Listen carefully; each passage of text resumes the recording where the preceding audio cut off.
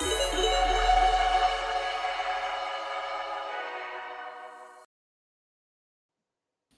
evening, everyone, and welcome to tonight's Poison. I'm very close, let me back a bit.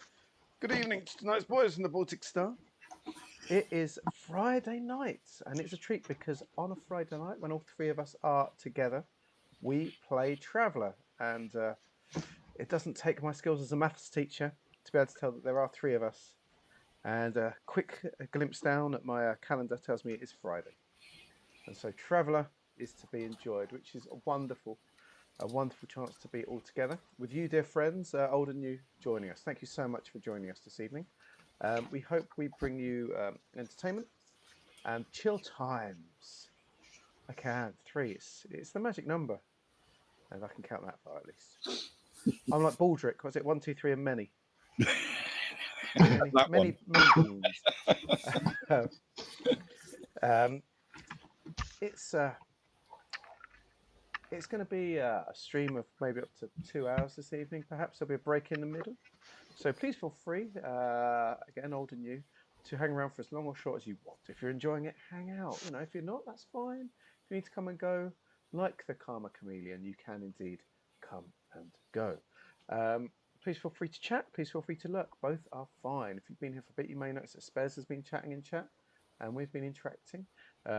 We love to interact with chat when we're not deep in the juju and thinking about things and rolling dice. So we will be chatting. You'll see that we chat in there.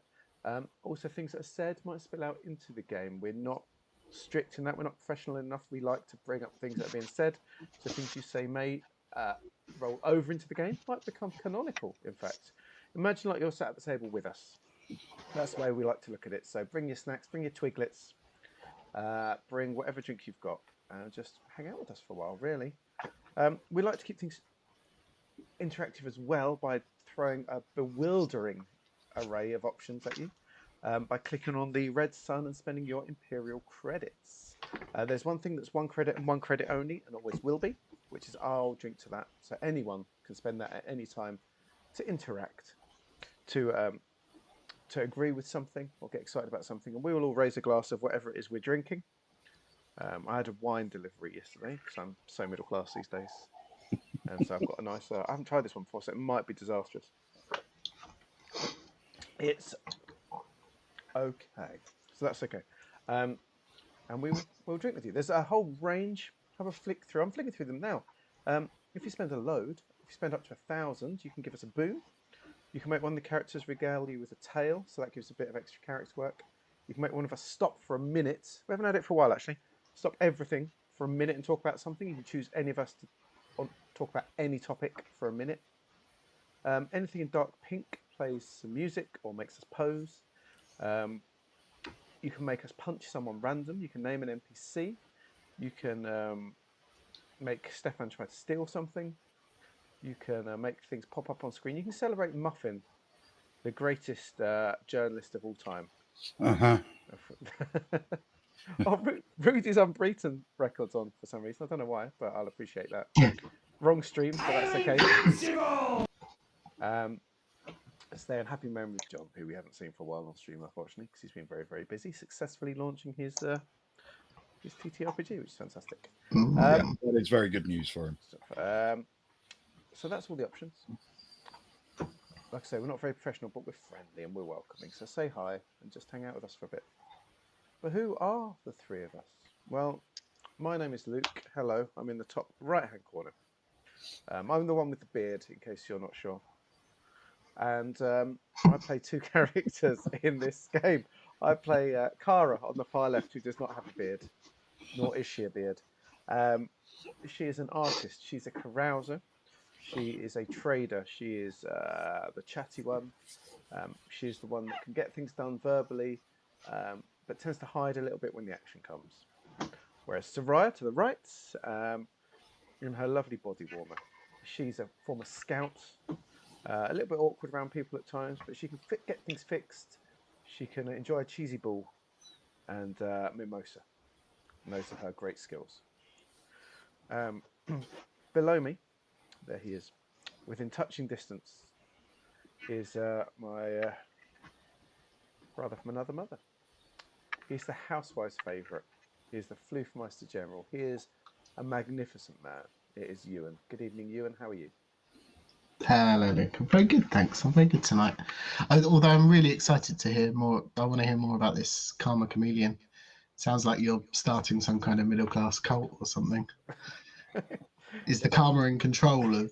Is the chameleon in control of Karma? if I was starting a middle class cult, you'd be the first man on the list. You'd be the first meeting. I mean, we're both class traitors. Easily Let's face manipulated. it. How far we've moved on from our Oh, humble beginnings. Um, no, he's a wonderful man. Maybe listen out for him in the stream later on. okay. Oh look, we can get cheap views from something. That's quite fun, isn't it? Thanks, disreputable blah blah person. We appreciate that you're definitely not a bot, and thank you for the view. Um, Ewan, if if you could summarise your whole week as a fruit, what fruit would it be? I would say no, not a mango, unfortunately. Pineapple. Oh, A little bit spiky, quite sweet. A Ah, fruit of two halves. just like your face, a little bit spiky, sweet. Yeah. Thanks. Fruit of two halves. Ah, Hmm. yes, it's a good visual metaphor, I feel. Um, Speaking of beautiful visual things, why didn't you tell us about your characters? Mm. I play two characters as well.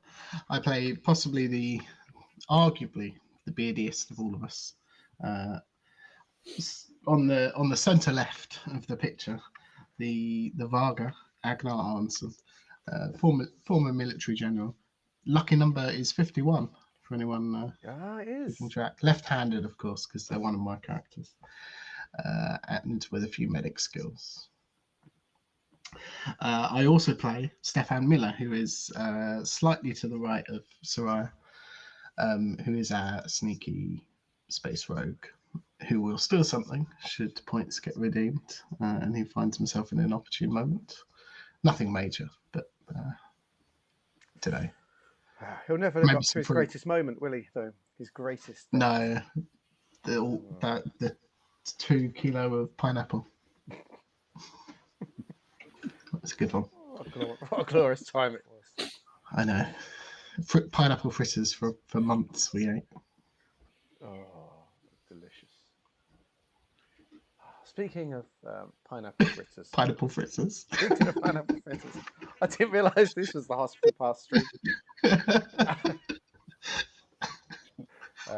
A man who is both sweet and crunchy, and is best enjoyed smothered in syrup. he, is,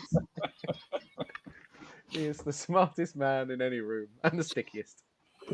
He lives his entire life in the Twin Peaks dream sequence and is often seen being carried around Faversham in a sedan chair on the back of 6 heavily oiled topless Eastern European men. mhm. He is, of course, the Queen of Faversham. He is our lovely Ben. Good evening, Ben. How are you? I'm okay. Thank you. Yes, yes. Very much looking forward to to a bit of traveller this evening. Much excited with this, and we will see where the story takes us. But yeah, I'm feeling quite relaxed and cheered up.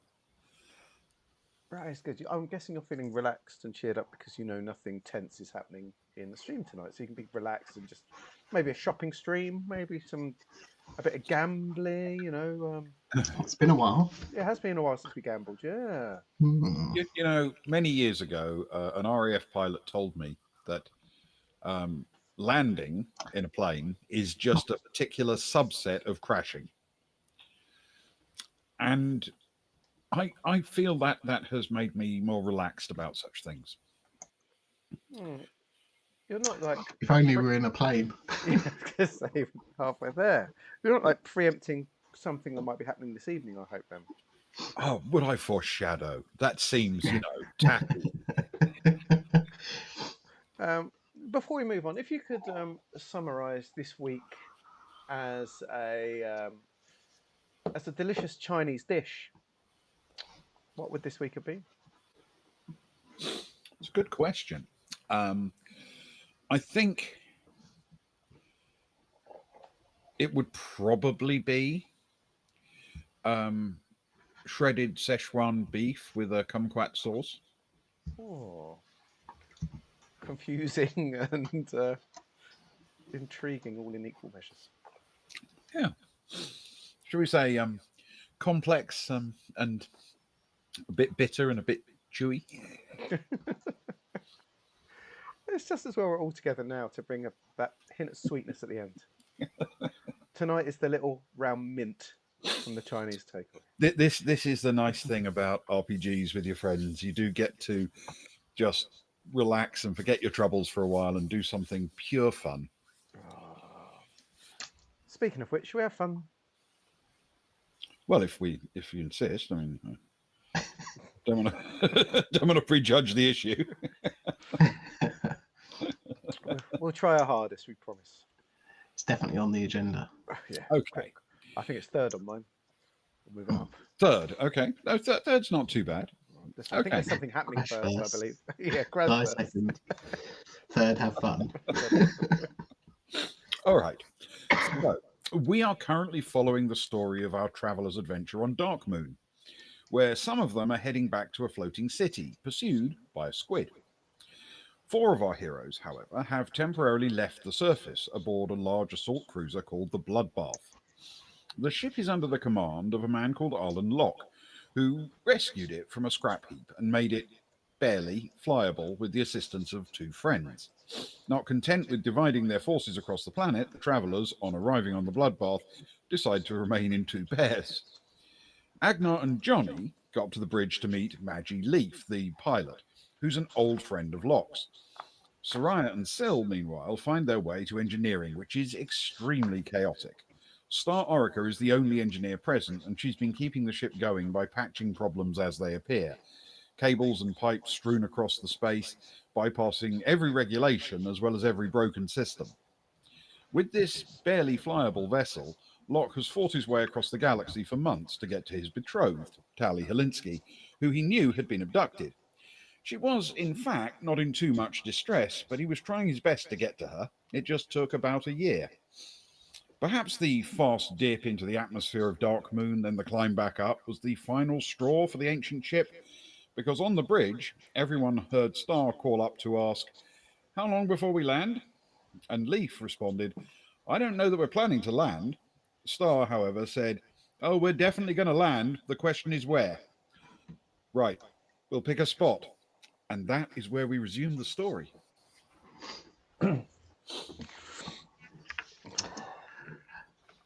Agnar very slowly puts the helmet back on his Casually. armor, his combat armor. Yeah, just very casually. Make sure it's in place. Looks around to see what people who are more familiar with this ship, I suppose, are doing. Do they seem nervous, panicked, worried? Is this the normal?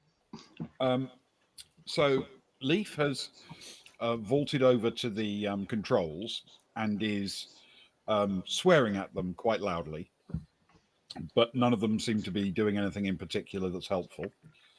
And Locke is staring at a view screen saying, "It all just looks white. Does it matter where we touch down?"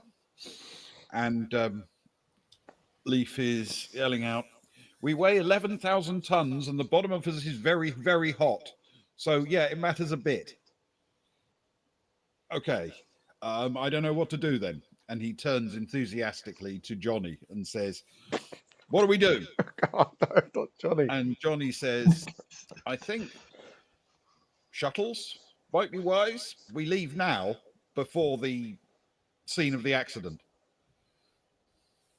And he turns to Agnar and says, "Of course, if you've got a better idea." No, that is certainly an idea, which could be good. Agnar looks around. Although, of course, we can't call them accidents anymore. Accidents implies that nobody's to blame.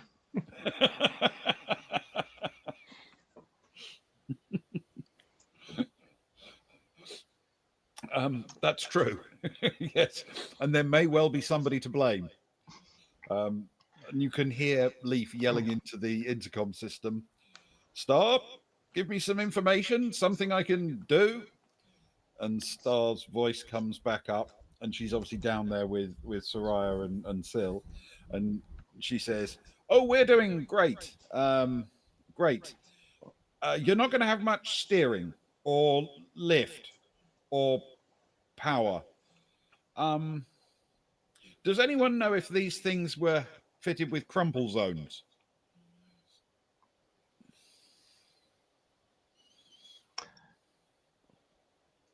Hearing that, Agnar will he'll just shout out in the hopes that that Leaf will answer the pilot. Mhm. Time to impact. She she sort of looks over and says, probably about 3 or 4 minutes, assuming nothing else breaks. In his mind, would that be long enough for them to get to the shuttles and off the ship? Assuming you If they didn't were, get trapped in the lifts or anything. Yeah. yeah, less leisurely than.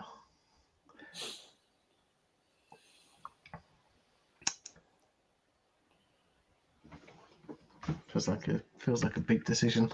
Okay, let's go. Okay. All right. You're going to try and make a break for the shuttles. Yeah, Okay. unless Luke has anything to say about it.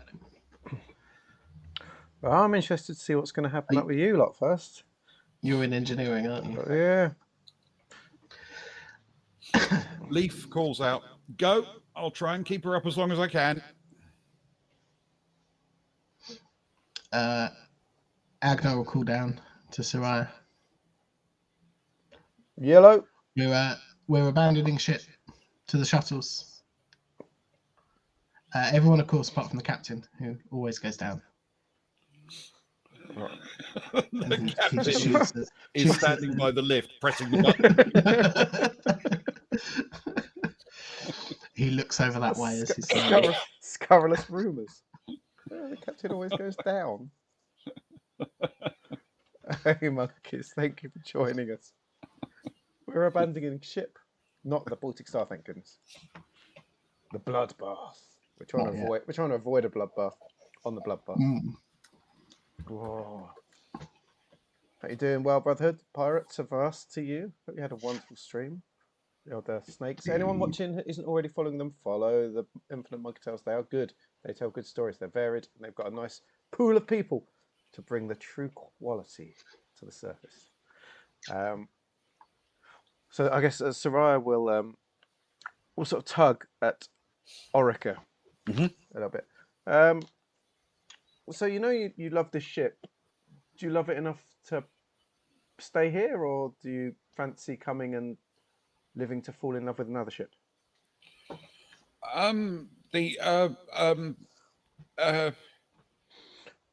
Soraya will then just grab her sleeve and try and pull her off towards the lift. Okay.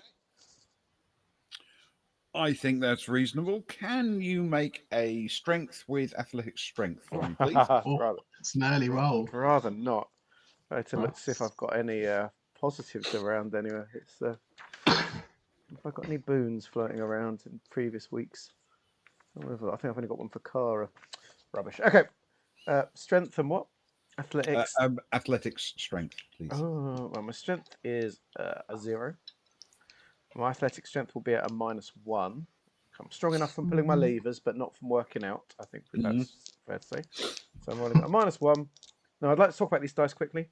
My daughter doesn't. My eldest daughter struggles to go to school, so I do some lessons with her at home, and we've been teaching. I've been teaching her maths using role playing, and we took my dice and we did some tests. We rolled on probability. And I used my 2 dice that I rolled, and I showed this to you. And did you see it as well, Ben? I did a chart, and the 6s came up on these 2 dice twice as much as any other.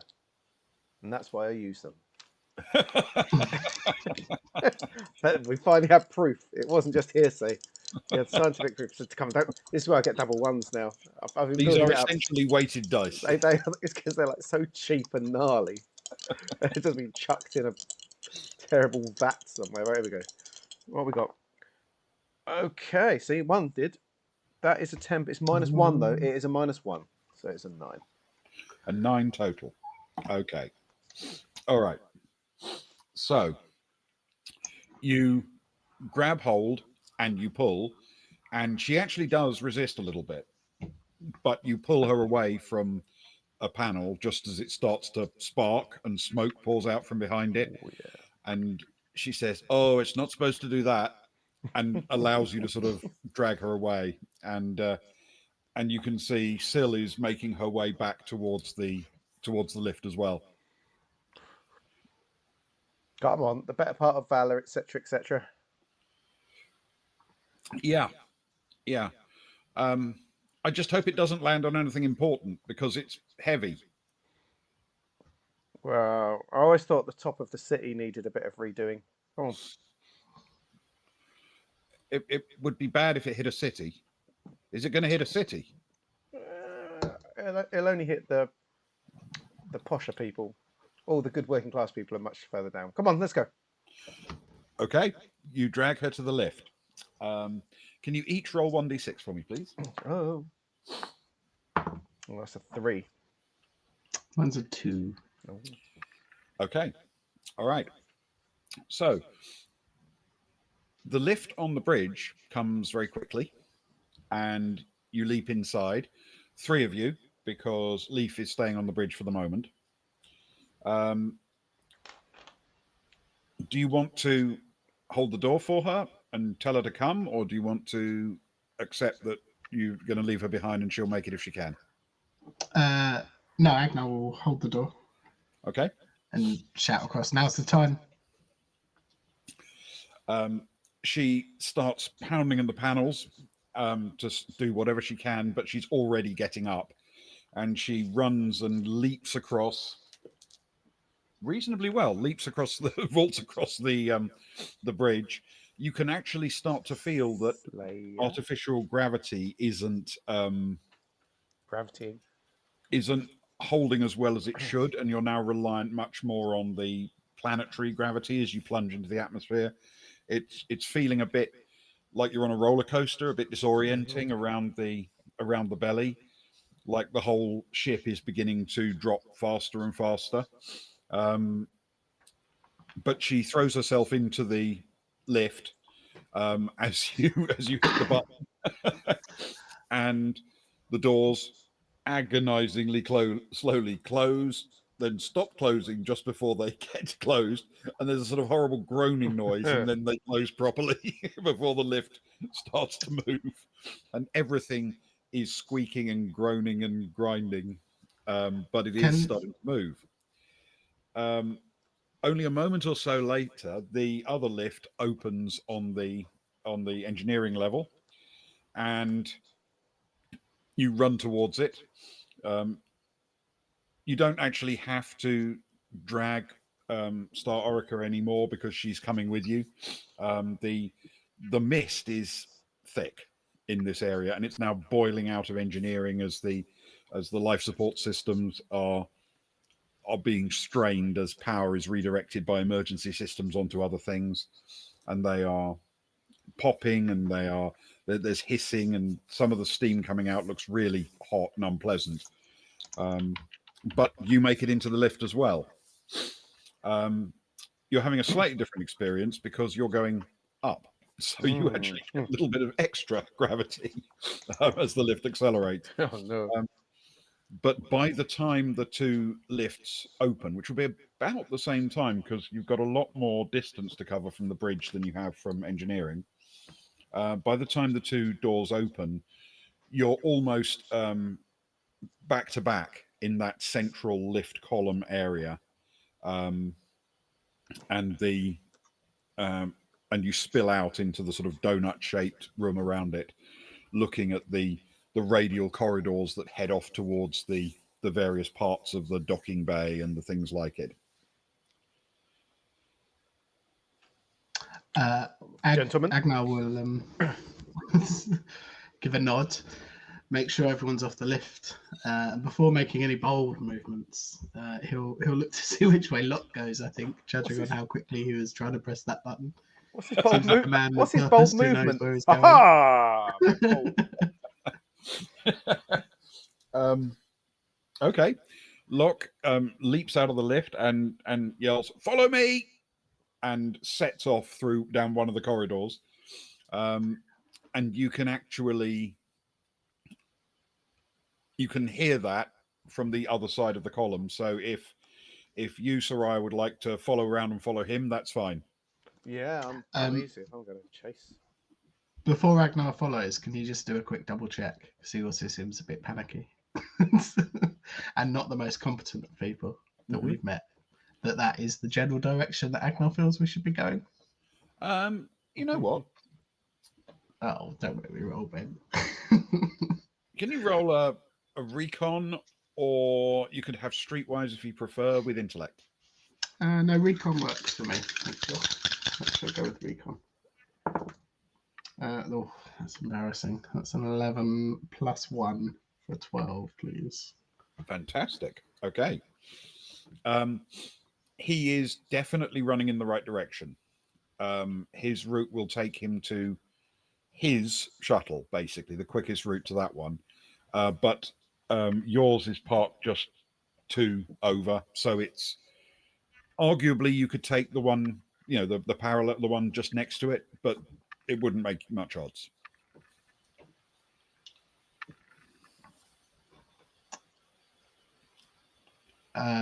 Agnar will start following him, I suppose, and he'll get on comms to Soraya and just be like, I'm going with Locke. Okay. You happy to take ours? It's the one I'm most comfortable with. Come on board. Star, Okay. Star, you with us? They're all running in the same direction. When they get to the gantry where you can see the shuttles, if you look down, because remember the bay doors are open, you are looking down at the ice cap. But for a fraction of a second, you think you're looking you're looking from right at the edge of the ice cap, and then you realize it isn't that. It's just that the ship is tilting slightly. Oh, God. So it's not falling dead straight, pointing straight down. And you can start to feel the surface of the deck under you is shifting just a little bit. Not enough to be problematic yet, but it's a warning that you need to move fast if you're going to get into your shuttles. So which way are you each going? So Agnar, you're going towards Locke's. Yeah. And Soraya, you're going towards your own one. Yes, please. Okay. All right. Johnny will follow Agnar straight to Locke's shuttle. And Syl will stick with Soraya. And yes, Star is definitely following you guys. Oh, the triple S's. Yeah, that's a strong team. Absolutely.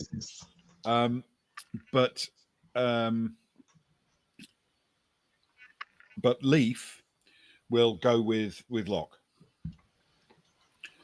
towards Locke's shuttle.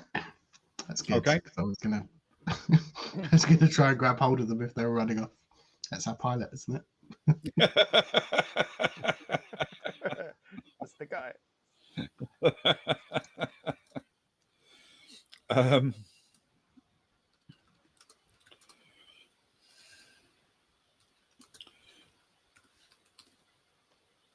Okay.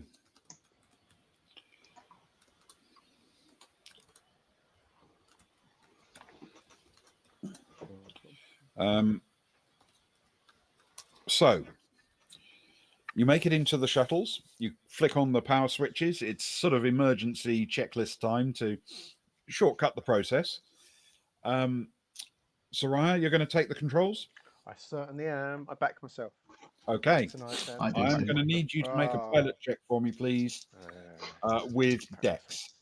Yeah, now we're talking. Small craft, Tex. Come on. Guess now's the time. Now's not the time for those ones. Come on, dice. Do your magic. Ooh. 8 plus 1, 9. Nice.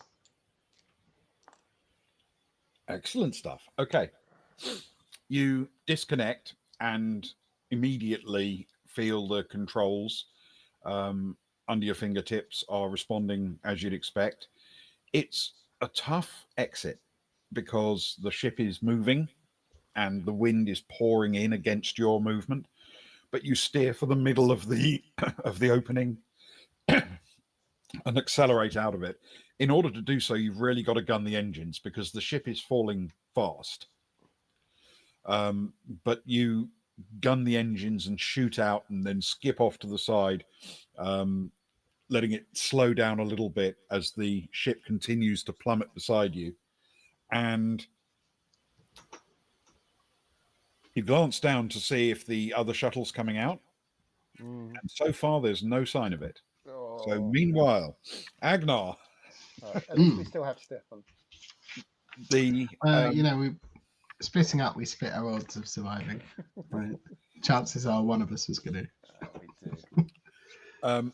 Leaf is in the process of disconnecting the shuttle, but when she does, she doesn't get on the controls quickly enough, and the shuttle bounces against one gantry and then the other, and you can hear rending metal and what have you. She's fighting with the controls to accelerate it downwards and get out of there, but there've been a couple of really nasty knocks, and you can start to see in your suit's readings that it is warning you of a sudden pressure drop in the shuttle. Obviously, your suit is a spacesuit; it's fine for you, but it tells you when what the pressure level is outside the suit. Yeah, and it has been, on a perfectly happy number, and suddenly it's falling fast. So the hull of the shuttle has probably been punctured in these wild, crazy antics. Agnar will announce it to everyone. Like, we've lost pressure.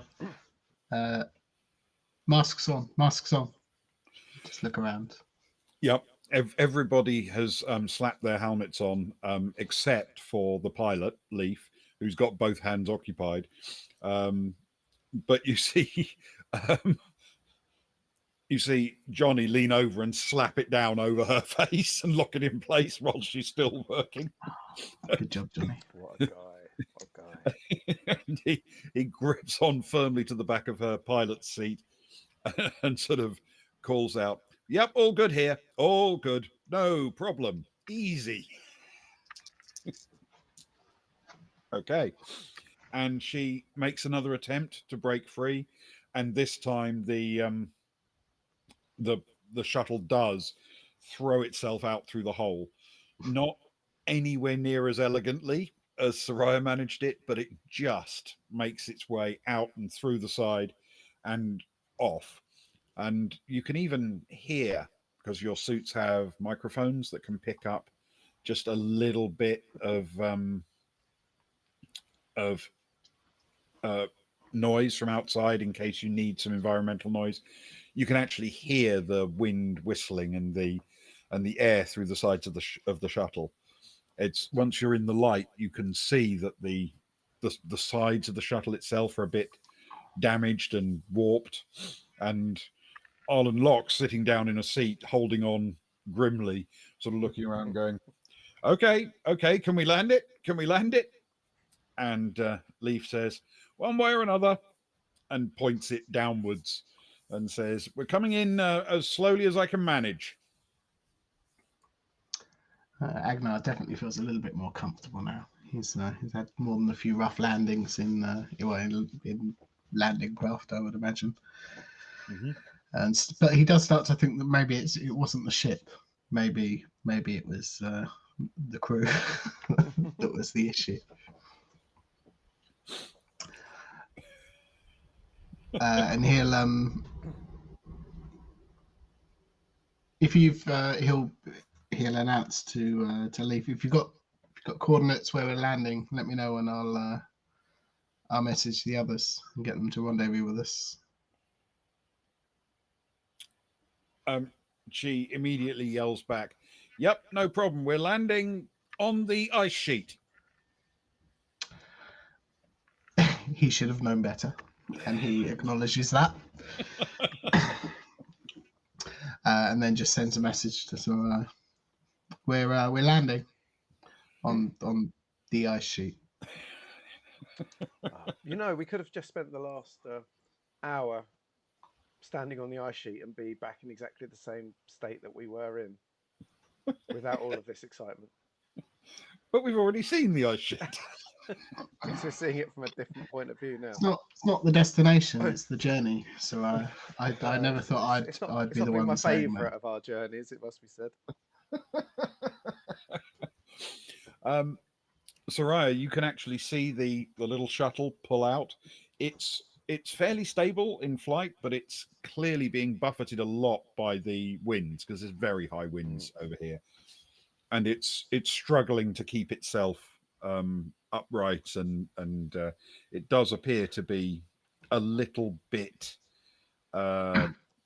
damaged on the outside. Some of the devices that help keep it nice and stable in airflow seem to be bent and twisted, and so she's having to bring it in very much on engine power rather than being able to use any aerodynamic devices, and it's tough. It's requiring a lot of her concentration.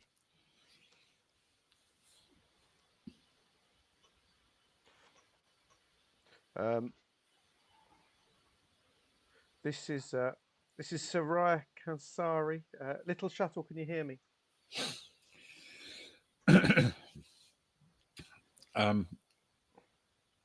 She calls back. Yep. I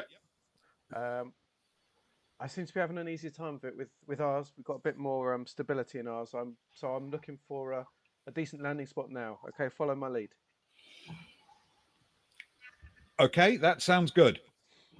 I'd like to make a check for any surrounding, like I did before. I think last time I landed it, looking Yep. for a sensible landing spot that looks safe and clear, I guess. Okay. So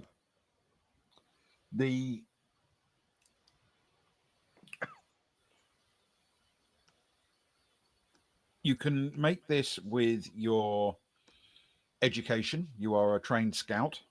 I am. You wouldn't believe it. How dare you? I know all the scouting laws. All of them. All of them. It's true. Law 913 is never remove your helmet. It's Yeah. also law number 1. We do it twice, just because it's really important. Yeah. Law number 2, go left. I know all the laws. Don't hit Yep. me with that. Always go left. Always go left. Remember, Yes. Remember Benny Ironseed. And yeah, Good never Benny. forget what happened to Benny Ironseed. Exactly. He went right and took his helmet off. He took his helmet off and he went right. Yeah, I mean it's.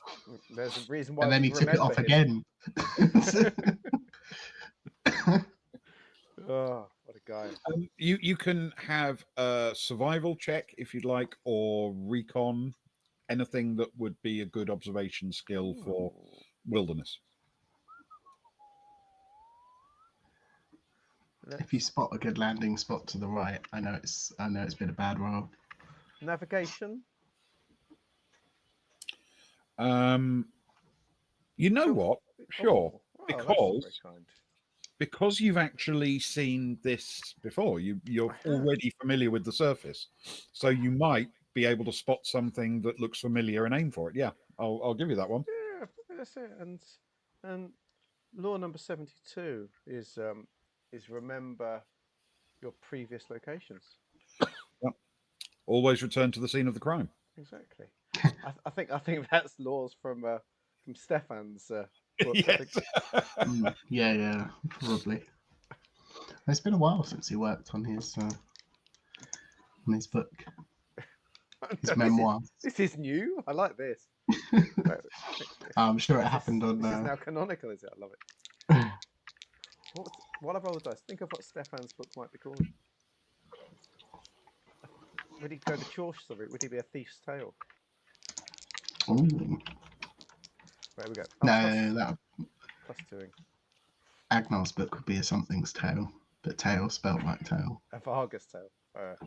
Well, I'm glad for the plus 2s because my dice are starting to cool off a little bit. That's a 6, but 6 plus 2 makes it 8. Okay. All right. Because that's a natural pass, I'm not going to be able to give her a bonus on the basis of it because you didn't get a +1 or anything over it. However, you do indeed spot a place that looks sensible. It's actually much closer to the underground habitation you were in than the place you last landed, but still a good 1,000 meters away. It looks flat and it looks hard and it doesn't have any of that depression that might imply there's stuff underneath that would be worrying that you might crash through to. Yes, cool. Little ship. This is Sarai Kansari. Can you hear me? Yep, got you. I found a spot.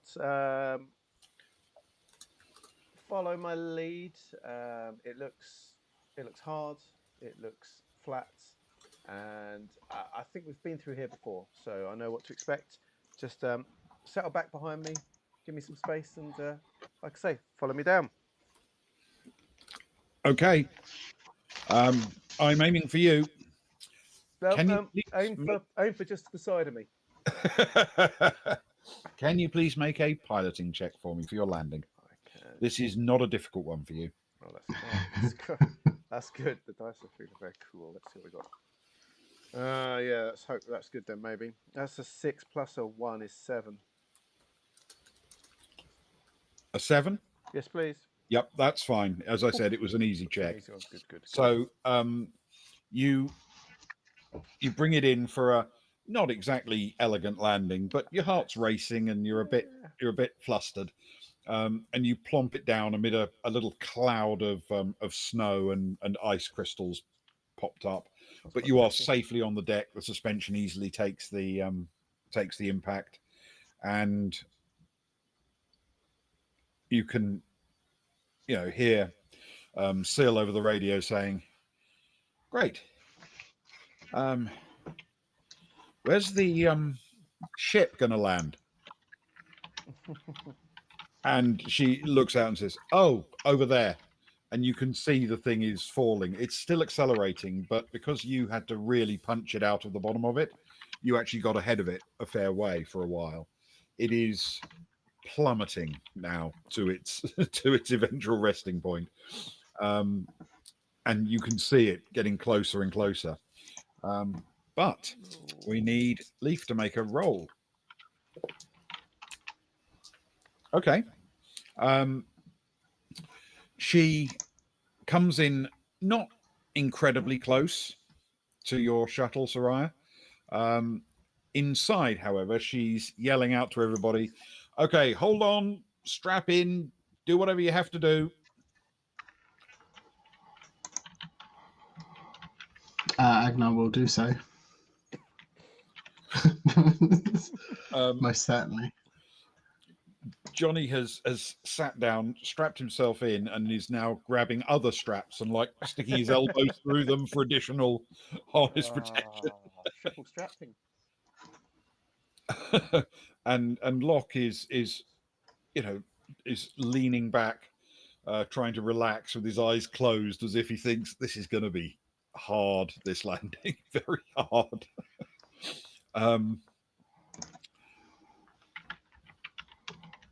Leaf gets quite far down, applies all of the thrust she's got to slow down the descent, and just as you think it's actually going to be a really, really good landing, she loses control of the angle on top of the thrusters, and the shuttle just rolls slightly sideways and hits sort of edge first on the ice. But she's killed the engines, and it does very, very slowly begin to fold back onto what's now a very badly broken undercarriage. There's a horrible groaning noise as it rolls over and then lands with a heavy impact on the ice. But it's the right way up, and it's largely intact. As they got there first, Sarai would have liked to immediately gotten out of the shuttle, and so as the other smaller one landed, she wanted Mhm. to scamper over it to be the first at the hatch as it settled, I guess. Yep. Um, have I got to wait for it to be open from the inside? Um, no, it's a regular purpose shuttle. People open them inside and out. And they'd have to be locked for you not to be able to. So you can, by all means, pull it open. Which I want to pull it open. I look around inside. I'm going to immediately bypass my crewmates, my beloved crewmates, and rush towards the pilot station Hmm. and sort of basically throw my arms around the shoulders of this pilot I've never met, and like pat her hard on the shoulder and like, great job, well done, well done, you got it down. That's pretty impressive flying. Well done. She she sort of puts an arm on your arm, if you know what I mean, and gives it a bit of a squeeze. And she said, "Thanks. Yeah, this is this is a terrible trip. Everything's broken. Um, okay." Uh, and she slowly picks herself up, checking to see if everything's working. You can see that that Locke is standing now, and he's also, stretching slightly aching muscles. Um, and Johnny is in the process of unwrapping himself from all of the straps and everything. But everyone seems to be fine. No actual injuries, just slightly sore from a bit of a firm landing lump. Oh. Agnar, you good? I'm good. Checks the readouts on his suit, just for clarity. How do you want to watch an explosion?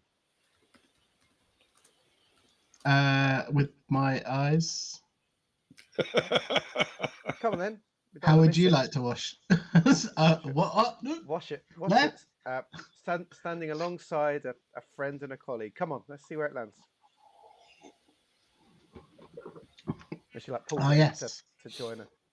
Come on. he'll join. Okay. You stagger outside, and you find that your shuttle as well is now empty of people as the others have come out, and they're all watching this very large black ship um, fall down through the ice. The engines are still running on it, at least some of them, and it's retarding the fall a bit, but it's it's falling fairly quickly. And you can see that the engines are straining and sputtering a bit. Their thrust seems uneven.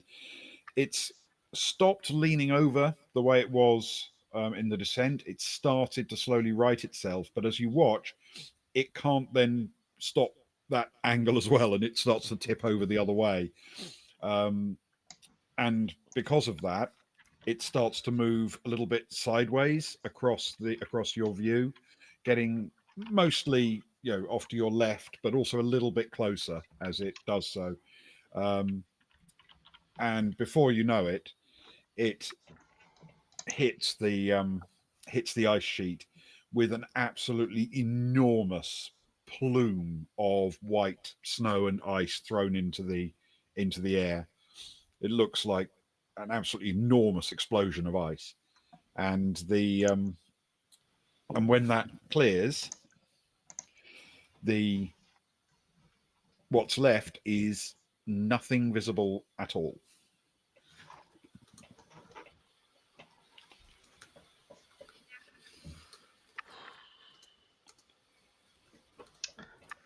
Is it weird that was both very dramatic and a little bit? It wasn't quite the explosion I pictured. I think when it comes to explosions, half of it is what happens in your heart. Sort of looks over towards Locke. I hope. Did you get insurance on that, Locke? It would have cost a lot of money to insure it. I couldn't really afford insurance. And Leaf says, or crew. And Orica says, or engines. Yeah. So no, it's that's just a write-off. I guess in a way it completed its mission though, right? It got you here. The three of you working together. That's pretty good. Yeah. Yeah, it achieved the main objective. Yeah, it's fine. It was a one-way journey, right? Oh, yeah, I mean, it is now, but that was the plan, right? We had to rub it in. Well, I was planning to take Tally back in it, but it became pretty obvious by the time we were halfway here that she wasn't going to be happy spending months traveling in it. So I figured we'd find someone else to take us. Oh. No. We've got Agnar kicks Soraya in the leg.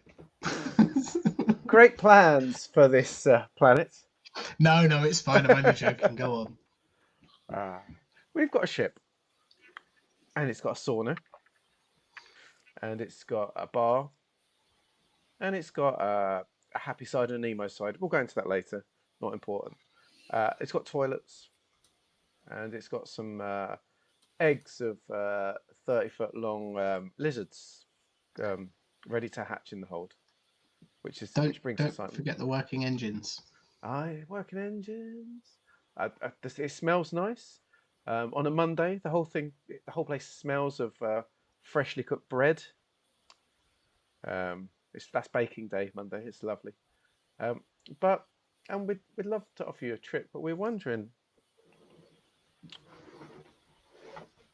whether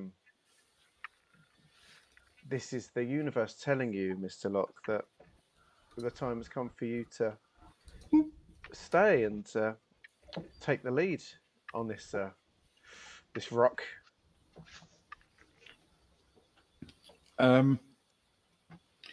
He glances around, sees Tally, and walks over to her and says, "You trust these people? So I trust these people. The shuttle's wrecked. The ship's. I'm going to go with gone. I mean, I don't know if it made it all the way through the ice, because if it did, I don't think they float." Have you heard of a man named Schrodinger? I think he would suggest that the ship is both gone and here at the same time. We just need to go and find it. Well, maybe it won't be too badly damaged. And Lee You're said, probably right. "It was too badly damaged before it hit the ice. Also, we left all the doors open, so it's probably full of ice, if not water now." Probably squid. Oh, there are squid. Yeah. Mr. Locke, if I may be so bold. Uh-huh. Why don't we all come sit on our shuttle? It's a little bit warmer. We can get the heaters running. We've got some rations. We can have a drink. I think, Agnar, have we got any booze left? I would imagine so. Yeah, without having to go to your Who's secret in- stash. who's I know where it is. What? I know where you keep it. That's the good stuff. But I think this is a time We're talking to a very important man, Okay. and I We'll don't just break mean out the Johnny. good stuff. Wink, Let's, wink. Did he say that or do that? Yeah. Both. Okay. So essentially, your little shuttle, if you go and sit in there for a little while, I should point out, will be fairly crowded with 8 of you. But could we squeeze into there for a little toast kind of thing? Certainly can, yes. It's just you're not going to have a lot of room. This is not going to be comfort. No, a little squished conflab. We could take it in turns for one person to stand outside. Okay. Yeah, well, then that seems completely reasonable. No, you'll all be able to get inside and shut the door. It's just don't think you're going to have like places to go off and have private conversations. No, this is like basically Yeah. crowd. It's like a caravan. 8 people in a caravan is my vision. Exactly. Yeah, Yeah. you're Are going to. there even seats for enough of us? There actually are, but they're sort of facing all in the same direction. Yeah, Yeah. it's not So, grand. so you're going to probably end up sitting sideways on them and on the backs of them and things like that, rather than formally strapped in as you're supposed to. Yeah, better not take off then. What we got? What booze we got, Agner? Hey, Stormzy, thank you for joining us. How you doing? Thank you very much for the cheer. We love a cheer. Cheers go straight to our pockets. Thank you so much. Thank you, Stormender. Yeah, it's fairly comfortable. So you want to just welcome everyone in, close the door against the wind. Yeah. Oh, homely. Soraya will hold her hand out to the other pilot.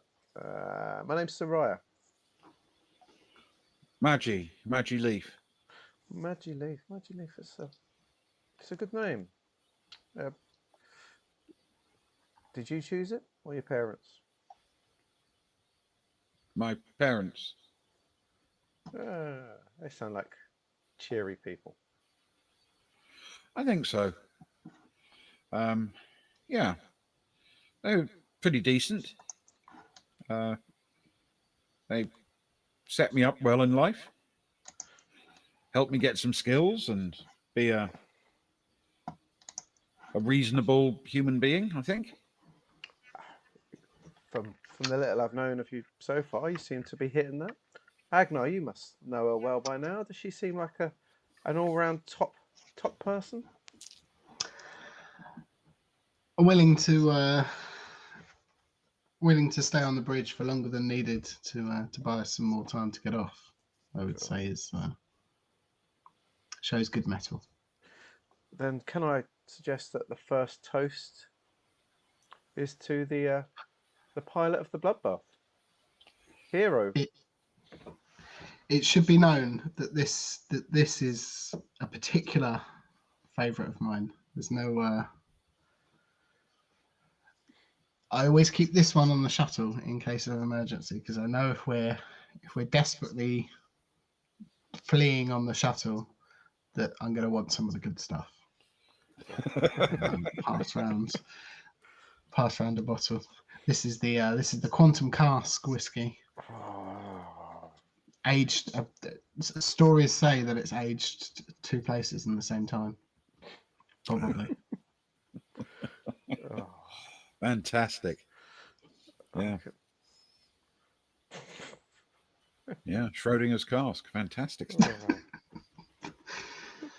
2 places at once. Oh, good. But please, Soraya, do the honours if you would. Thank you. I like to think that the maybe the bottle is in the shape of a tesseract then or something. Very good idea. Yes. To the pilot of the Bloodbath, to the one who saved all our lives and got you guys down safely. She raises whatever cup or glass she's managed to pour into. Okay. Well, everyone will take a sip, of course, and Leaf says thank you, and then raises a glass. And nice to make your acquaintance, all of you lunatics. See, she knows what we're like already, Agnes. Um, she then, turns to Tally and says, "You know what? I'm really glad we found you because you're the reason we came all this way." And Tally says, "And I'm very grateful. And it's going really well, I think." And there's a sort of slightly awkward pause, and then Star says, "Really? That's what you think?" And then there's a very long pause, and Leaf says, "I think she was being sarcastic." And he says, "Oh, right. Yeah, I'm better with engines than people." Oh. Speaking of which, to the best engineer that the Bloodbath ever had, for keeping it running single-handedly for a year, and for not understanding sarcasm. And she raises a glass once more towards Orica. Thanks. Yeah, thanks. It was hard work, but it was fun. I like old engines. I like old ships. Oh. What do you think about old Vargas? She sort of nudges Agnar.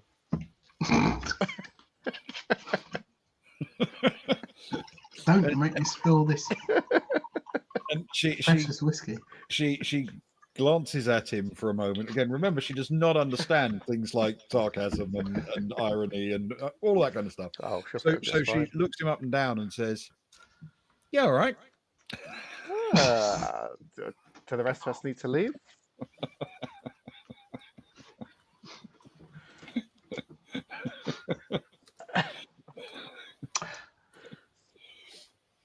Agnar, your And turn. of course, Lead the toast. the final toast, Sarai. You've done so well so far. Please. Well, it's tight. I heard that Johnny heroically saw you guys safely free out of the ship before buckling himself in like a coward on the toilet. Well done, Johnny. But despite that, I think the last toast needs to go to a man who, when hearing that his betrothed had gone missing, spent all his worldly money on a wreck of a ship, got whoever he could together, spent the time putting it together, and hobbled across at jump one for a month on end just to rescue her, and indeed rescued her. What a legend! Let's toast to the greatest man among us, to Locke.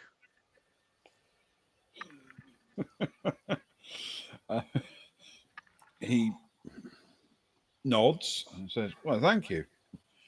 Not convinced I picked the best ship, but I'm very pleased with the crew." Indeed. They served you very well. In fact, as a titled man yourself, I would suggest that anybody who was there with you and helped you escape is deserved of a title in spirit. Well, possibly in spirit. I don't really get to give them out myself, you understand. Who do we need to speak to for that? Well, on this planet, I don't know.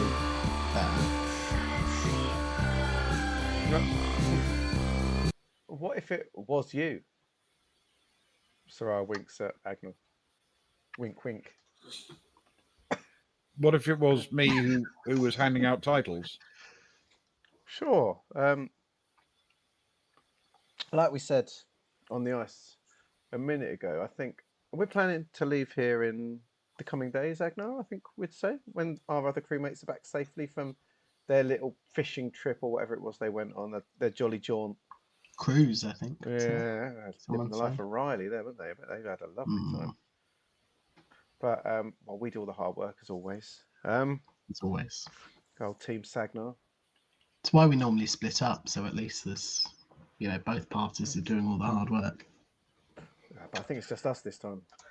But but yeah, we were looking at moving on. We're part of an expeditionary crew. We're sort of going ahead of a big expedition, sort of scouting ahead, which is good for me as a scout and as Fagnar as an honorary scout, of course. But we could swing by and drop you off where you needed to be, and we'd be happy to. Our ship comes equipped with all the things I said and much more. I believe we've got a couple of working Roombas left, haven't we? Ragnar? Or are they You still talk to stuffed me? up? But are they still I don't stuffed even up know from what a your fur? Roomba is. They're like a robot-y thing. Have you not seen them? Oh, those little things that go around picking up all MS. Yeah, those things. Yeah. At least a couple. So you could live the life of luxury, quite truly, back to your land. But we've been talking with your beloved since we've been here, and we've been talking with some friends of hers. And we wanted to know. Please stop us if we're overstepping, of course. But we heard that the way that this planet works is that you've been prepared to take over the leadership of this planet when her father retires. Yeah, that was a thought. Yes.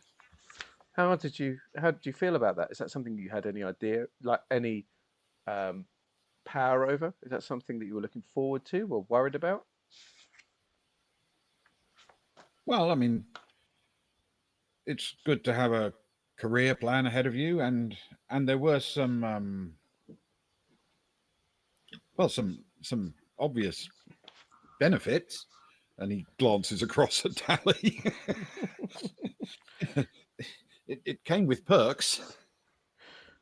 Well, exactly. She's a lovely lady, a strong, powerful, beautiful woman. And you're a charming gentleman. You'd be a wonderful a power couple, don't you think, Agnar? Certainly.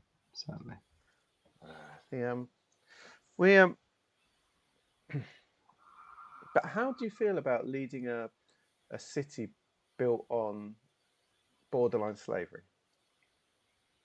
if not actual slavery? Well, it's not the way I would run things. How would you run things? A very good question. Thank you. Okay. He says, I'm going to be completely frank with you. I have no idea if this place is even financially sustainable. If you run it as a proper business, does it make enough money? Can you afford to pay wages? I have no clue. So until I see some books, some evidence, some information, I just couldn't tell you.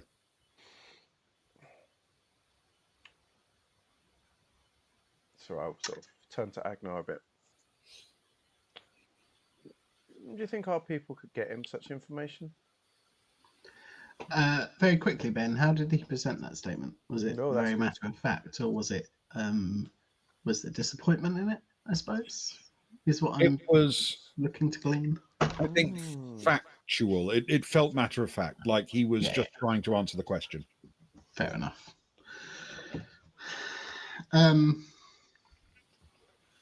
When you say people, which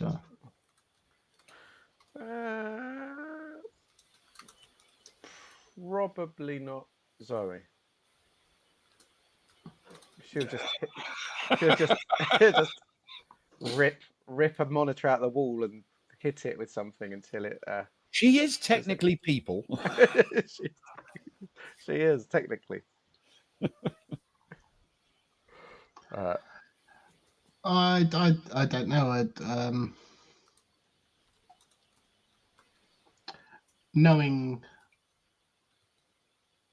Having had a brief insight into the lay of the land,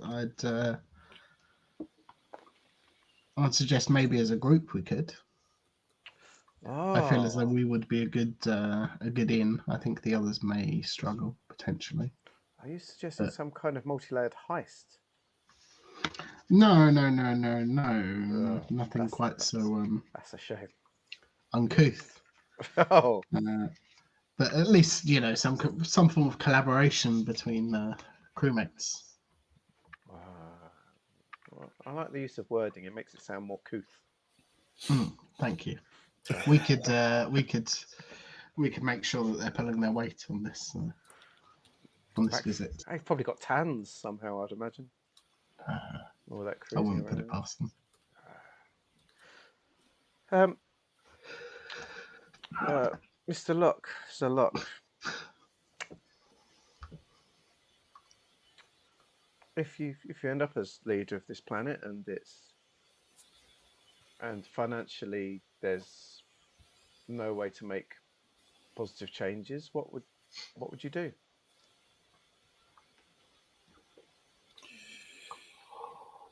I begin shutting it down in as good order as I could.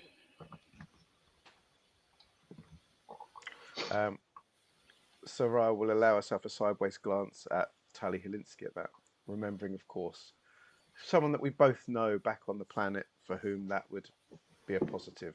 Two people we know that would be a positive. Plus all the people living there. Yeah, exactly. Potentially.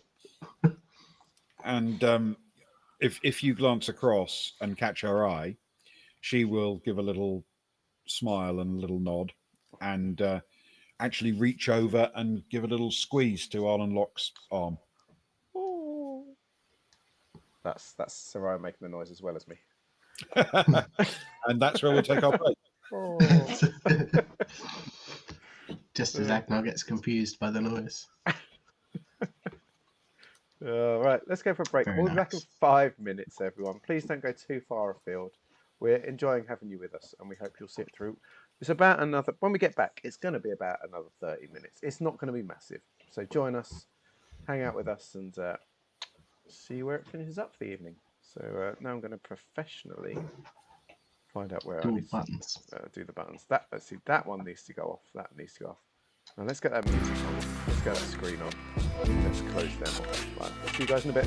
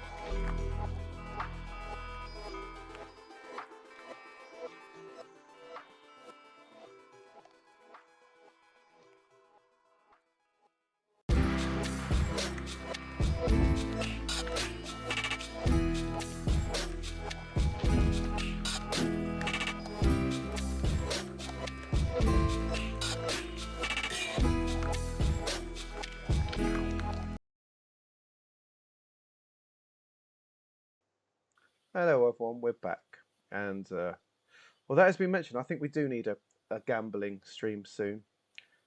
It's been a while. It's feel like it's been quite a while since we've had a good old gamble. But until that time, we've had some wonderful toasts from this man, and I'm hoping we're going to have another wonderful one tonight. It better be a wonderful one. Well, after that build-up, Ben. it's time to recount another of the stories I was once told by our former ship's steward. I can't verify the accuracy of these stories. After all, he once told me he invented smoked salmon.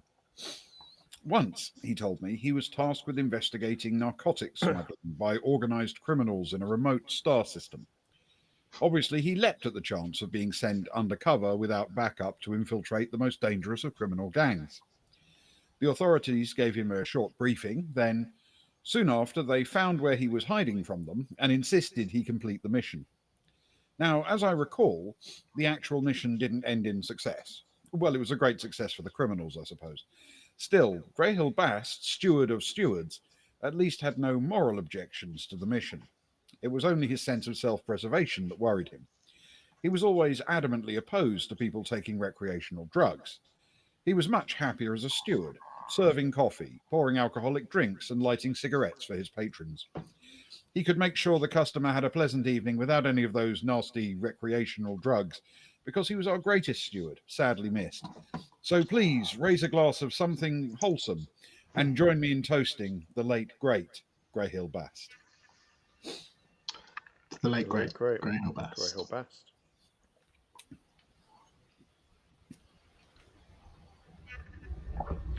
Ah, what a guy. Indeed. Fantastic. And he did invent smoked salmon. The others that you've said over the last few months are nonsense, but that one, he definitely did. How did he do it? Was it by accident? I think he did quite a lot of things by accident. So it wouldn't surprise me. Because I struggle to think how somebody would think that that's actually no, I don't. But, a natural way to preserve things. So you know what I'll do? I'll just hang it in this place and fill this place full of smoke. I kind of miss the Tales from the Baltic Star. I did enjoy those just because it started with Bast being alive still. Yeah, right. It was so self-referential. I loved it. Yes. Good times. Okay. So we are sitting in a shuttle on the ice floe, having a chat. So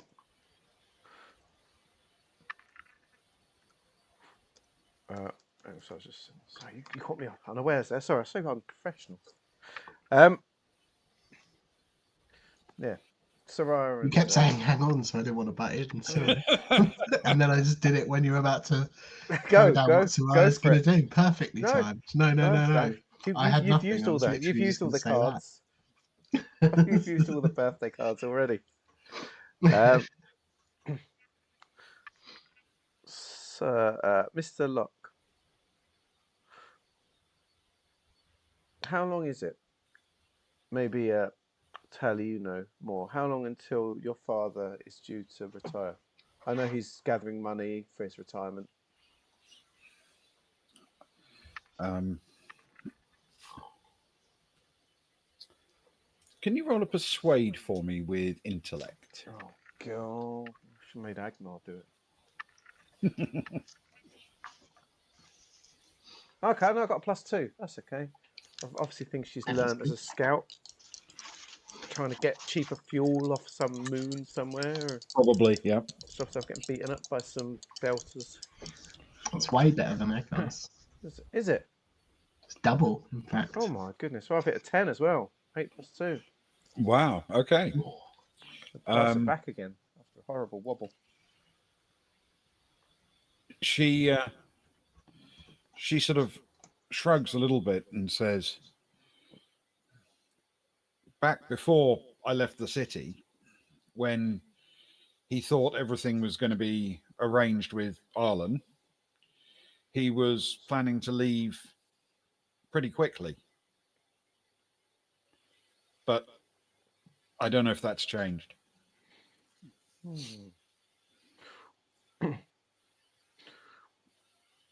do you think there's anything we can do to peacefully encourage him to leave sooner rather than later?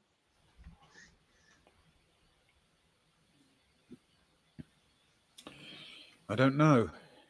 Honestly, I guess if Arlen arrived with me and started making noises like he wanted to take over, then maybe plans would get back on track.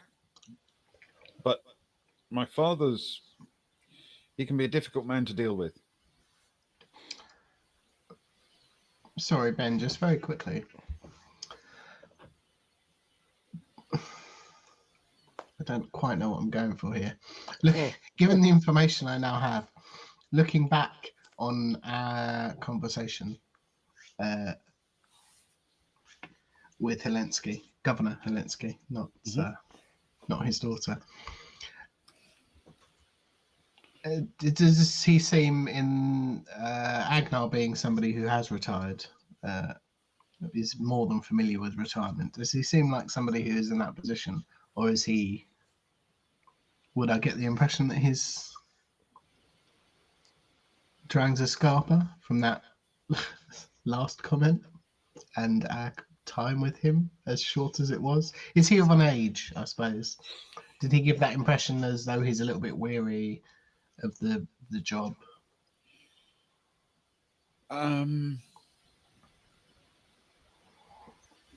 I'll tell you what, given Agnar's age and experience, I'll tell you, He's so old.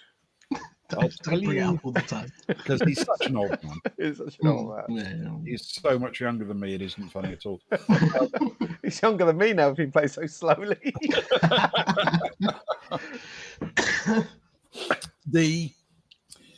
Given his age and his wisdom,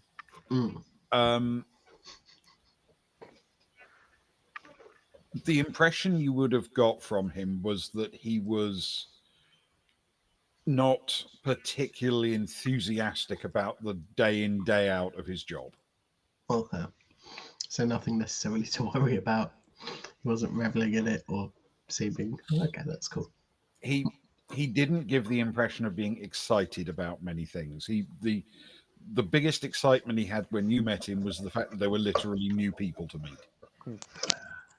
I think he may have come across as being a little bit underwhelmed by being stuck on a remote planet for years and years and years. Okay, cool. Agnar will reflect on prior meetings and stay quiet for the time being.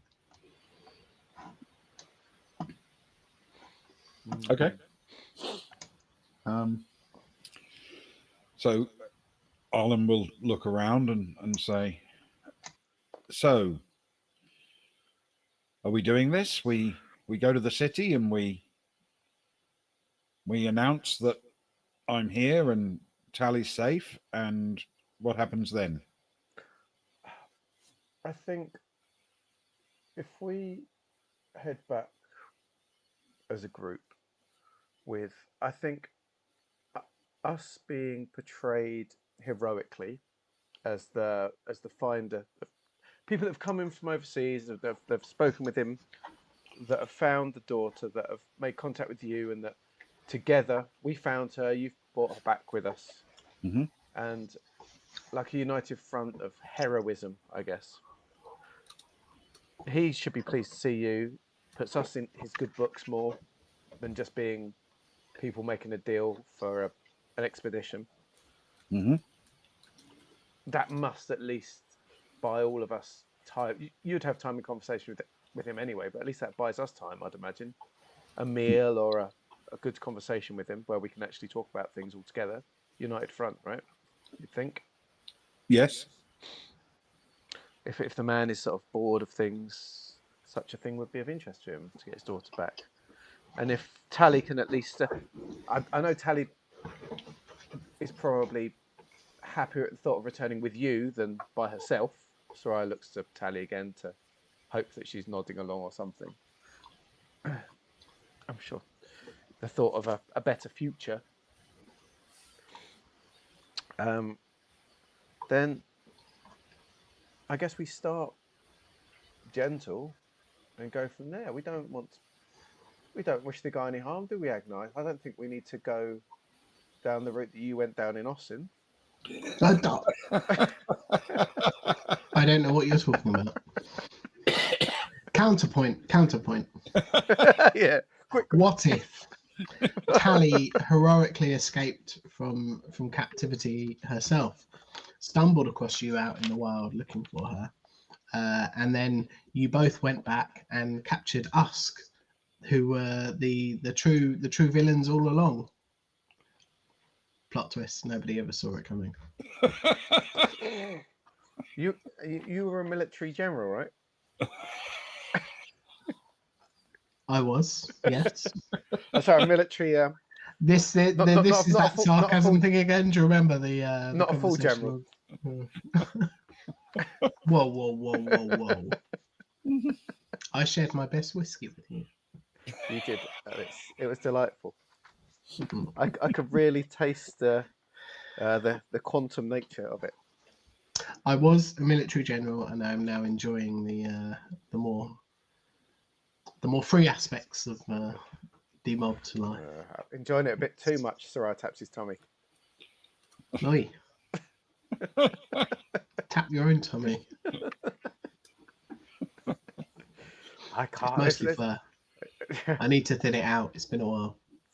I think it's automatically gone into its wintry coat since we've been here. It's so cold. Oh, dude, it's cold.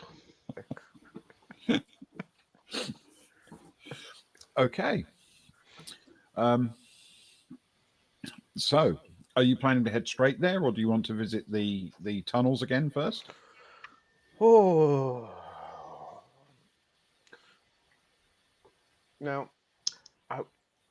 if this is a thing, Ewan, where there is actually a possibility of them leaving, there's actually a chance of getting some kind of blessing almost. Do you know what I mean? It's not chopping the city up and letting it float to its death, but It is a peaceful way out, and I would suggest that we communicate that before other plans are enacted. Hold a gaze with Soraya for a long period of time. But also, I think it's important to set expectations that is not that is reliant on other things. We don't want them thinking that is a surefire thing, and then it turns out that it is a profitable operation to run. I would suggest there are a lot of people, and one man's retirement does not necessarily equate to the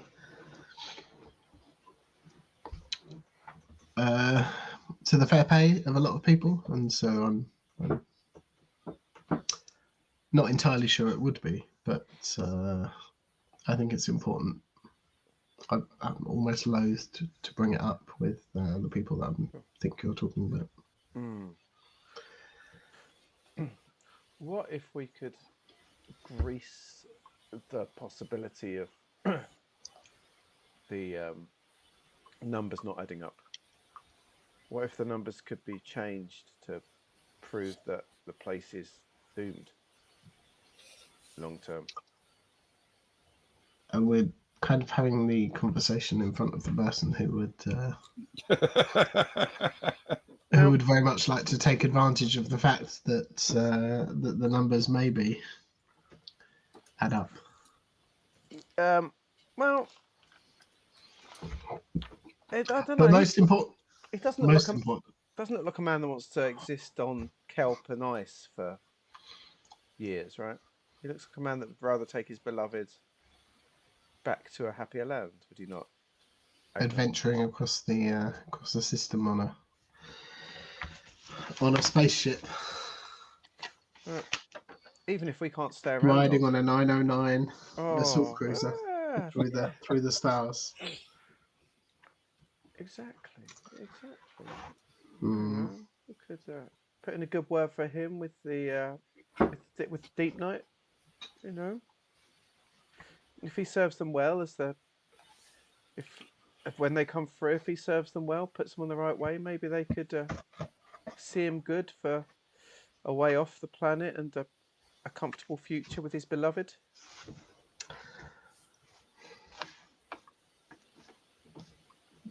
I mean, strong maybe. I think at this point it's I'm feeling as though it's important to stop the final thing we were discussing before we left the ice fortress, if you will call it that, from happening. But I also think it's important that we don't overpromise. But if only we had a diplomat with us. Oh. Look over to Sil. Oh. Okay. And if only our diplomat had spent time with Mr. Brack and actually got to understand him a little bit. She nods and says, "I've always believed it's a good idea to be as transparent as possible without revealing your actual hand to others. The last time we spoke to those underneath the ice, we were just coming out here to respond to Locke and we didn't know where it would go. I suspect they're going to be curious about what happened, and we should at least assuage any fears that they might have before we do anything else."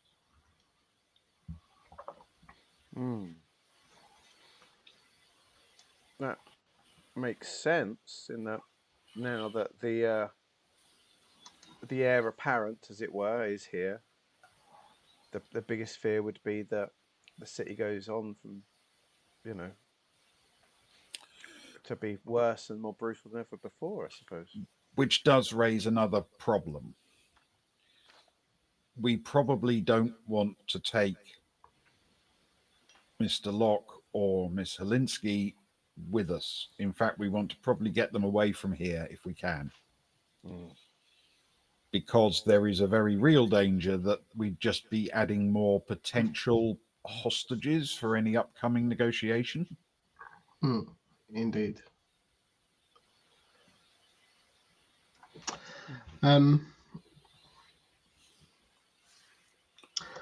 Unless, of course, Tally, you happen to know another way to communicate. Not face to face, shall we say? With the people in the ice? Indeed. Yeah. I've got communication links for them. Traceable. He'll look awkwardly at Soraya, like Soraya is. I'm not saying she's his Kara on this mission, but normally he'd look to the other person that he's with. Sarah tries to sum up all her knowledge about communications and gets it onto a post-it.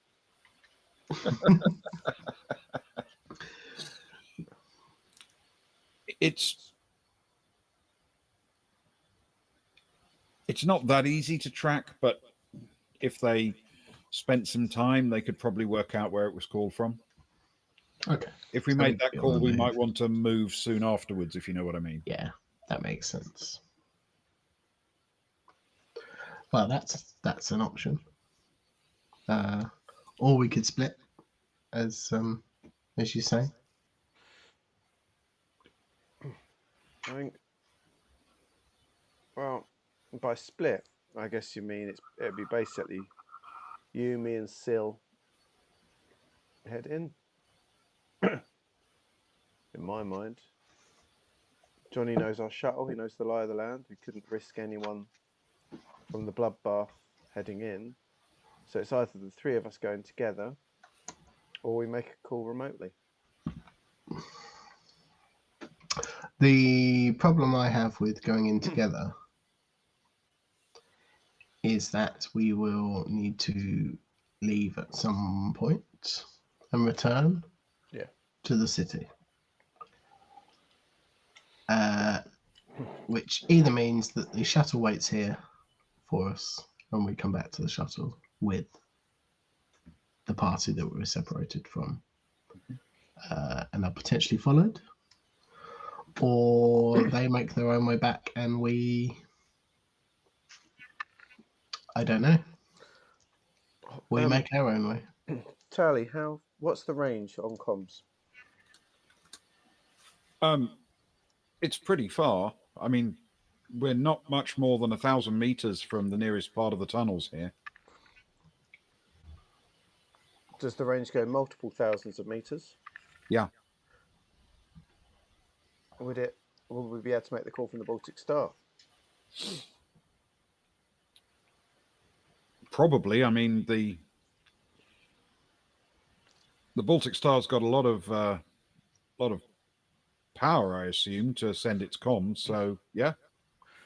I was just thinking, Agnar, we could soothe your nerves, and we could offer our guests a drink, a sauna, and a relaxation while we do business before we go on with our mission, like a final evening together, perhaps before we put things into place. What do you think? That does sound rather pleasant, it must be said. Okay. Orica, have you ever heard of something called brunch? Brunch? No. Agnar, should we have an evening brunch? Wait, an evening brunch? An evening That's brunch. like 7th brunch. I mean, I'm not saying no by any stretch of the imagination. It just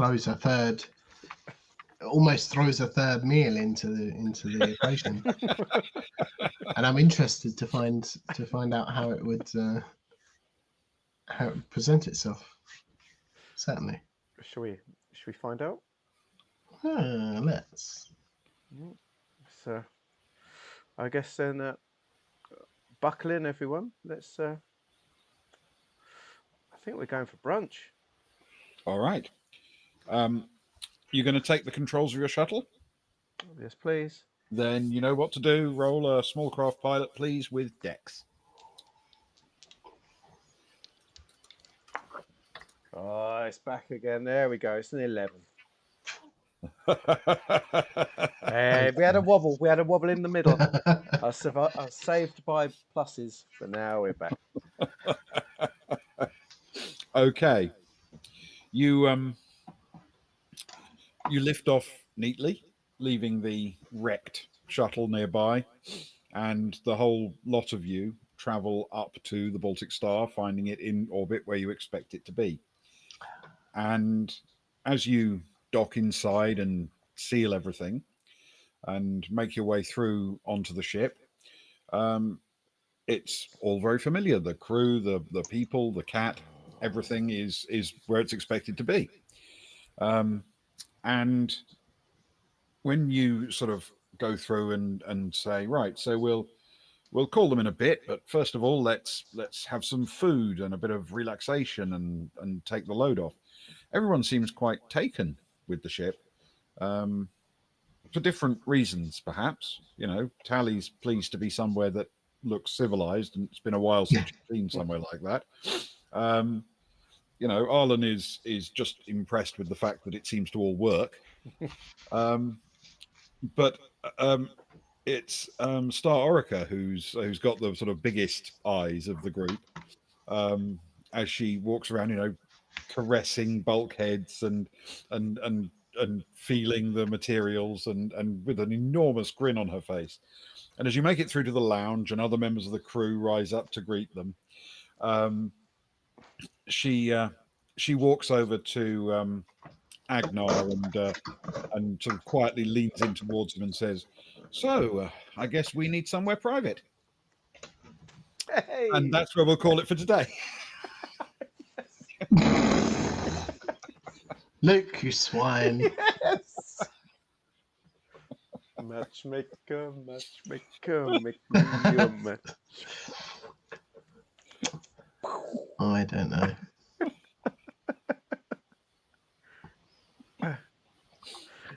Thank you very much, Ben. Fun as always. You're very welcome. Good Thank you, times. guys. And thank you, everybody in chat or watching on VOD for that matter. Oh, Indeed. It's been fun. Yes. it has. It's been a nice, cozy session, I would say. Started Yeah. sketchy, ended cozy. What more could you want in life? Like one of my weeks. Thanks, Stormzy. Thanks, Slayer. We had a wonderful time too. Indeed. It's lovely to get Traveller back running again after a couple of weeks without. Speaking of which, things running. We've moved enough wonderful episodes times. now. Yes, we've moved enough episodes now onto YouTube to get under the 100 hours. We've gone from 1,000 hours on Twitch, where they basically shut us down. We're down to 75 hours now because I've copied everything across. So if you're not already, then please subscribe to us on the YouTube of Boyson Baltic Star. Type that in. All our old roleplay stuff is on there pretty much. Some of the old Luke plays and Ben Fiddle's video game stuff, and the rafting with me and you, and there's the fighting fantasy stuff. Anything with like Tony and Rudy's on there. There's Safe Dave's on there. The Orbital Blues is on there. Everything. I thought it was fun as well, man. It was nice. There it is. So join us. We're only 906 away from making money out of it. So, Any day now. Any second, I can feel it. I can taste it. But join us on that as well. And if anyone has tuned in, because I know some people started following us on that and then started jumping across to Twitch from that. And we appreciate you if it's any of you or anyone that's joined for the first time this evening. Thank you. We love you guys that come back Very time much and time so. again. And there were good vibes, I thought, tonight. There was some really nice stuff. It was Yeah. fun. Very fun. And we thank you for any of you that hung around. And I guess those that hang around get treated by being told what we're up to tomorrow night. Ben, what are we doing tomorrow night? Well, it turns out that what we're doing tomorrow night is the next installment of The Villages. Mm. So we are being joined by the wonderful Sparrow, who's Oof. been in chat tonight, to investigate the murder of a Morris dancer. And Tragic. we're desperately looking for this person so we can buy them a drink. But Ben, pray tell, what is the Villages? Ah, well, The Villages is a game that we sort of created our very selves. That comes with, shall we say, an independent resource pack of Middle England style role play environment that we built. 3 little towns on the south coast of England in a little area called Southbourne that we've built the entire history of and the maps of and the heritage of, and it's absolutely brilliant. I say we, I mean, I've done less of it than most, but the fact is we have constructed this entire community, and in it we set this game called The Villages, which is like gentle episodic sleuthing. It's Midsummer Murders. It's Poirot. It's Miss Marple. It's Hot Fuzz. It's that sort of vibe to it. And, we've been running through one of the games which I'm writing up at the minute, actually. So when the game's available, we'll make the game packs available. But with it, there'll be a series full of episodes that you can play. And this is one of the episodes, The Murdered Morris Dancer. And so it's play testing as we go, really, and seeing how it goes. And the guys are doing very well. They've missed a lot of things already. Oh, yeah. They're great at good indeed. As But, is expected. They're fumbling along, doing their best. They're drinking a lot, I've noticed. We're Yeah. drinking a lot. We're making a lot of mistakes, and very few friends. It turns out we're being cruel to everyone we meet and quite mean to them. I thought it was a beer tasting TTRPG that we'd written. Oh, I'm going to be honest. why didn't we do that? You could write an adventure about that. Actually, Good, definitely. I like Leslie's it. been very honest about the dice roll. There were some good dice rolls last week, it must be said. I think very few things got failed. You even managed to not spill a drink over anyone. Yeah. Those Yeah, sharp Very elbows. true. Very spectacular. It's very impressive.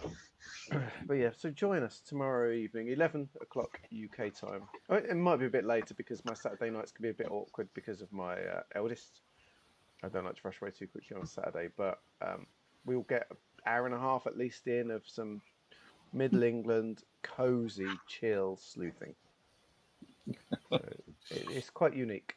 So thanks, man. I appreciate you. That's really nice to hear. Thanks. And I'll be honest, actual plays are getting harder now that there's more things because I've got screen blindness now. Lockdown did it to me. I can't watch things for too long, and it's hard to listen to stuff. So we do appreciate that. It's a lovely thing to say. Just, Thank you very much. It's incredibly kind of you. Cheers. For sure. But we'll try and keep our genius levels up for tomorrow. But Yes. until then, have a wonderful Saturday, everyone. And if you're writing games or running games in the meantime, or doing anything, have a fantastic time. And hopefully I'll see a few of you tomorrow evening. If not, have a fantastic weekend. We'll see you all soon. We love you, don't we, guys? We love them. We Really do. do. Very Really much do. so. Good night, guys. Good night, everyone.